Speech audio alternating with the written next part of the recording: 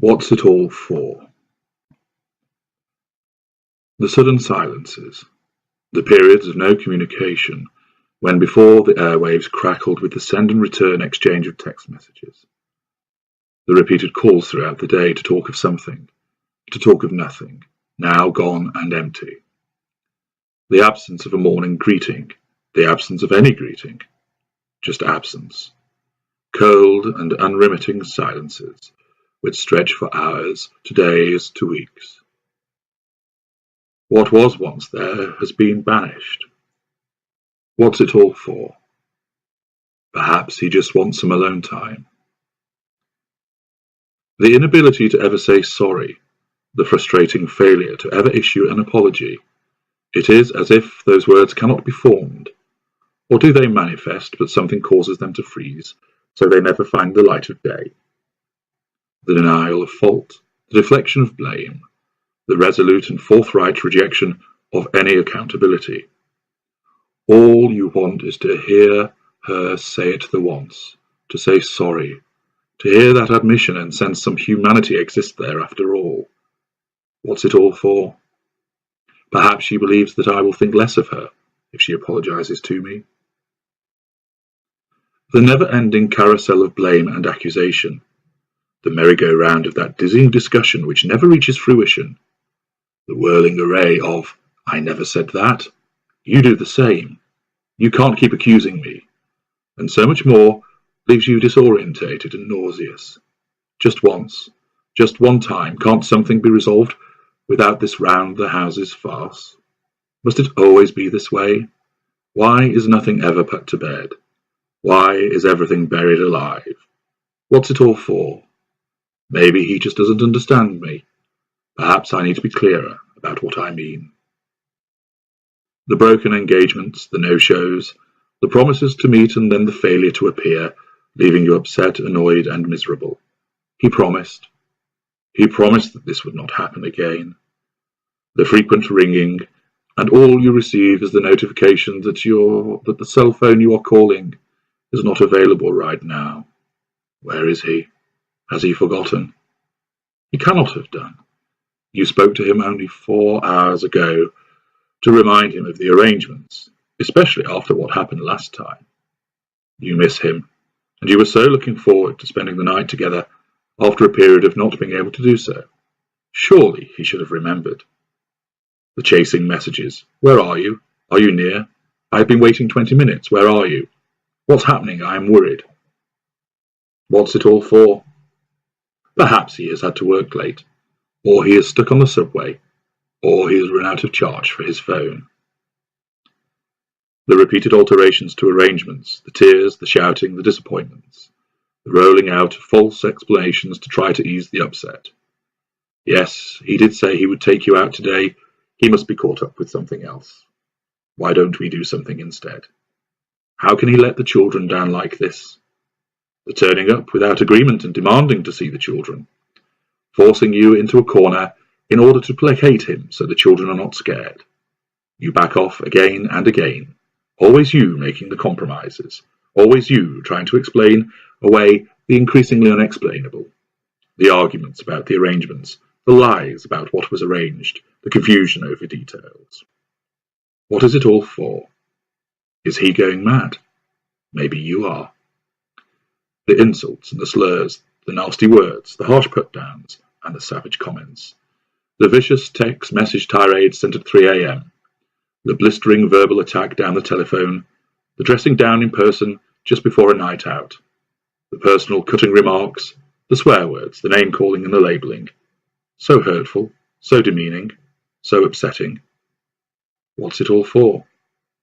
Perhaps he just doesn't love you anymore. The chopping and changing. Last week's steak had to be well done, and now it has to be bloody. How were you expected to know? But you were. The eruption and the tantrum which followed demonstrated that you were the one to blame. Red is good, now it is bad. No soda with the vodka, but now he's banging doors and shouting because there is no soda. Sit there, no there, be quiet, say something, leave me alone. You never speak to me much these days. Do it like that. No, don't do it like that. Who taught you to do this? It is brilliant. Who taught you to do that? You are an amateur. Back and forth, push and pull, right then wrong. What's it all for? Perhaps he just cannot remember, or just wants to keep changing it for the sake of it. Perhaps the pressure of work is really getting to him these days. The argument over nothing. The argument out of nowhere. The argument when everything was going well. Why is she angry all of the time? Nothing is ever right, but rather than discuss it in a civil manner and be reasonable with one another, there always has to be a fight. She could start an argument in an empty room. She seems to thrive on creating a scene. So many days, so many occasions, so many events, all spoiled by the epic tantrum which she throws. What's it all for? Perhaps she has anger management issues. The sudden bouquet of flowers, the expensive perfume, the sudden trip away to somewhere exotic and exciting. The sensitive poem written carefully in copper plate handwriting and placed under your pillow. The sudden proclamations of love, the dizzying romance, the grand gestures. What's it all for? He must really, really love me. The accusations, the challenges, the pointed finger and the sneer, the demands for the truth when you are telling the truth, the inquisition and the interrogations over anything and nothing, the way you answered the phone, the way you wear your dress, the friends you said you were visiting, the time you came home. Always the questions. The allegations of lying, cheating and skullduggery.